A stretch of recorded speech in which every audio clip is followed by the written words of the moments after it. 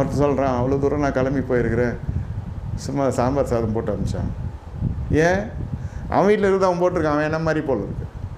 இவன் வந்தான்னா அவன் பரப்பண்ண நடப்பண்ண ஊருவன்னு எல்லாம் அடித்து போடணுன்றான். இவன் தின்ன போனான்னா உறவோட போனான்னு தெரில. உறவுக்குள்ளே ஒரு உணவு இருக்கிறது, அதான் விருந்தோம்பல் இல்லையா? இப்படியெல்லாம் இருந்துச்சுன்னா நல்லவன் கெட்டவனா தெரியுவான், கெட்டவன் ரொம்ப நல்லவனா தெரியுவான். இதெல்லாம் நம்ம வீக்னஸ்ஸு. அதில் தான் மெயில் நம்மளுக்கெல்லாம் இந்த மாதிரி ஆட்கள்லாம் தேடி தேடி மெயில் போடுறான். உனக்கு 50 கோடி வந்திருக்குது, 100 கோடி வந்திருக்குன்னு. அது எத்தனை ஜீரோன்னு கூட தெரியாது நம்மளுக்கு. இதுக்கு வட்டிக்கு வாங்கிலாம் அனுப்பிச்சிருக்கிறான் 2 லட்சம் 3 லட்சம். அவன் பேருக்கு அனுப்பிச்சிட்டான்னா நாளைக்கு காலைல வந்துடும் காசு.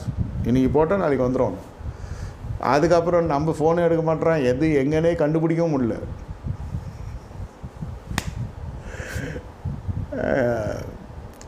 இப்படி இருந்தால் இடம் கொள்ளாமல் போக மாட்டான் ஆசீர்வாதம். அவருக்கெல்லாம் வாசம் பண்ண முடியல, அது வேறு.